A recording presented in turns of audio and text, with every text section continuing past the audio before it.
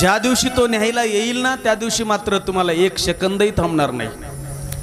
एक माणूस होता, तर माणसाला म्हणलं ना, चल बाबा कथा ऐकायला, तुझ्याकडे वेळ आहे, चल ना कथा ऐकायला. तो म्हणतो, महाराज काय सांगू तुम्हाला, व्यापार आहे, दुकान आहे, धंदा आहे, सोडून आम्ही कथा ऐकायला येऊ शकत नाही. अरे मग कधी करणार, जीवन कल्याणाचं साधन कधी करणार, कधी ऐकणार. तो म्हणला, ज्या दिवशी माझं बंगला बांधणं होईल, गाडी घेणं होईल, बँक बॅलन्स चांगला असेल आणि त्या दिवशी लेकरं बाळ सगळे सुखी असतील ना, त्या दिवशी मी कथा आणि कीर्तन ऐकायला जाईल, तोपर्यंत माझ्याकडे वेळ नाही. हळूहळू पैसे कमवत गेला, घर घेतलं, घर झालं, पुन्हा गाडी घेतली, गाडी झाली, मुलं सेटलमेंट झाले, सगळे झालं. आणि हे करता करता करता याचं आयुष्य संपून गेलं आणि राहिले फक्त 1 तास उरला होता. आणि त्यावेळेला म्हणाला, आता सगळं काही माझं झालं, आता मला भजन करायला काहीच हरकत नाही. तेवढ्यामध्ये यमदूत येऊन समोर उभं राहिले आणि यमदूत म्हणाले, चला कुठं, सासरवाडीला. ससुराल में चलो भैया. वो बोले, कैसे महाराज, मैं तो आप तो भजन करना बाकी रह गया. उसने कहा, अरे भैया भजन करने के लिए इतनी जिंदगी तुमको दी थी, इतने साल दिए थे, आज तक तुमने भजन नहीं किया. भगवान को बोला था भजन करूंगा, लेकिन तुमने किया नहीं. उसने कहा, मेरे पास समय नहीं था, अभी मैं पूरा सेटलमेंट हो गया हूँ, आप थोड़ा भजन कर लूँ. उसने कहा, नहीं, आप तुम्हारे पास भजन करने के लिए कोई समय बचा नहीं है, आप तो तुम्हें ऊपर जाना है. बऱ्याच माणसाचा गैरसमज आहे, बऱ्याच माणसाची ही भ्रांती आहे की वेळ भेटल्यानंतर भजन करूया. पण ऐका ना, जेव्हा जीवनामध्ये वेळ असतो माणूस त्यावेळेला भजन करत नाही, आणि वेळ नसेल, जेव्हा भजन करण्याची वेळ येते त्यावेळेला वेळ निघून गेलेली असेल. श्वासाला, प्रत्येक श्वासाला चिंतन झालं पाहिजे. खूप सुंदर परीक्षित राजाने विचारलं, सृष्टी परमात्मा कसा निर्माण करतो. सगळ्यात पहिल्यांदा सगळीकडे पाणी असतं, त्यामध्ये नारायण निवास करतो आणि त्यावेळेला परमात्म्याला असं वाटतं, एको हम भविष्याम, मी एकटा हे अनेक झालो पाहिजे. इच्छा निर्माण होते. नारायण परमात्म्याच्या नाभी कमलामधून सुंदर ब्रह्मकमल उगवतं. त्या ब्रह्मकमलामध्ये भगवान श्री ब्रह्मदेवाचं प्रागट्य होतं. ब्रह्मदेव खूप प्रयत्न करतात, मी कुठून जन्माला आलो, कुठून जन्माला आलो, माझे पिताजी कोण आहे, माझे वडील कोण आहे, मी काशीसाठी जन्माला आलो, हे त्यांच्या लक्षात येत नाही. त्यावेळेला हजारो वर्ष तपश्चर्या करतात. शेवटी भगवान परमात्मा नारायण प्रगट होतात, ब्रह्मदेवाच्या हाताला धरतात, सांगतात की माझे तुम्ही मुलगा आहात, मी तुमचे पिताजी आहे, आजपासून तुमचं नाव विधाता. काय नाव आहे? विधाता.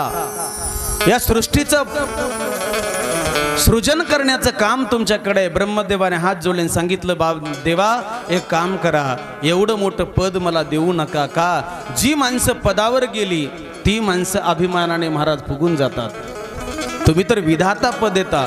अरे सामान्य एखादा ग्रामपंचायतचा सदस्य जरी असेल, त्याला असं वाटतं माझ्यासारखं कोणी नाही, आणि मला तर एवढं मोठं पद देता तुम्ही, त्या पदाच्या पोटी मी अभिमानाने फुगून जाईल.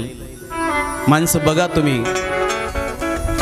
मराठीमध्ये वर्णामध्ये एक शब्द आहे, त्याचं नाव आहे प. जीवनभर माणसं या पच्या मागे धावतात. सगळ्यात पहिल्यांदा माणसं विचार करतात की पैसा कमवायचा आहे, पैसा मिळाला तिथं थांबतात का? नाही. त्याच्यानंतर असं वाटतं की प्रतिष्ठा मिळावी. प म्हणजे पैसा मिळाला पण थांबला नाही, प्रतिष्ठा मिळावी वाटते. प्रतिष्ठाही मिळाली, थांबला का माणूस? नाही थांबत. प्रतिष्ठा मिळाल्यानंतर सुद्धा त्याला असं वाटतं प्रसिद्धी मिळावी. प्रसिद्धी मिळाल्यावर सुद्धा थांबत नाही. पैसा मिळाला, पद मिळालं, प्रतिष्ठा मिळाली, थांबला नाही एवढ्या वेळे. त्याच्यानंतर त्याला असं वाटतं की मोठं कोणचं तरी पद मिळावं.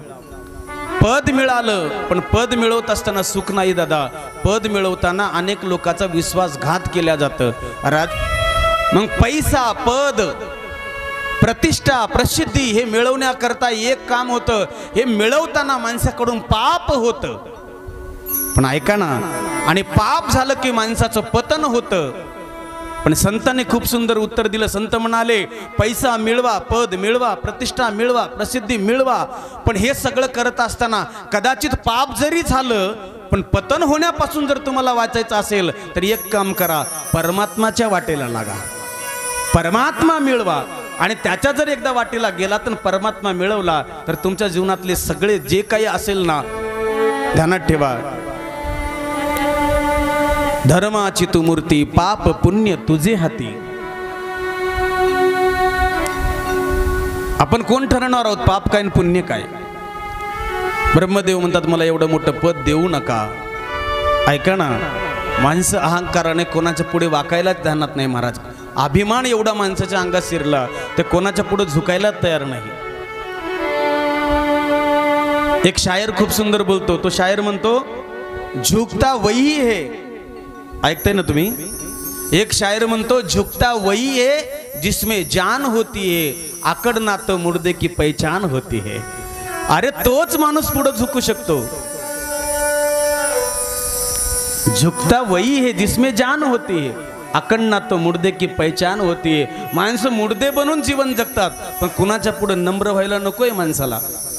मी नेहमी सांगत असतो, ज्या झाडाला जास्त फळं असतात तेच झाड खाली वागतं, आणि ज्या माणसाकडे गुण जास्त असतात, सद्गुण असतात, तेच माणसं खाली वागतात. वाळलेलं लाकूड आणि मूर्ख माणूस कधीच कुणाच्या पुढे वाकत नाही, किसी के सामने झुकता नाहीये. समाजाचा नियम आहे. समाजाला असं वाटतं माणसं बाहेरच्या रंगाला भुलतात, अंतरंग कोणीच बघायला तयार नाही. आई मी तुम्हाला एक सोपी गोष्ट विचारतो. तुम्हाला एकुलता एक मुलगा आहे, त्याचं लग्न करायचंय. तुम्हाला सून घरात आणायची आहे, सून येणार आहे. ती सून बघताना तुम्ही गोरी गोमटी रूपवान बघता का गुणवान बघता? ओ बचत गट, कसं तुम्हाला काय वाटतं? सून तुमच्या घरात येणार आहे, ते मुलाला देखणी असावी पत्नी का गुणवान असावी हे बघता तुम्ही? जाऊ कमी जाऊ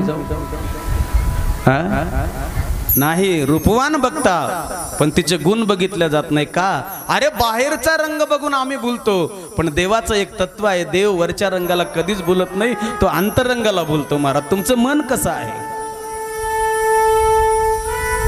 मन महत्वाचं आहे, गुण महत्वाचे आहेत. एखाद्या वेळा रूप कमी असलं तरी चालेल, पण माणूस गुणवान असलं पाहिजे. आणि ज्याच्याकडे गुण जास्त असतात ते माणसं दुसऱ्या पुढे नम्र होतात. कशाचा अभिमान घेऊन निघालोत आम्ही?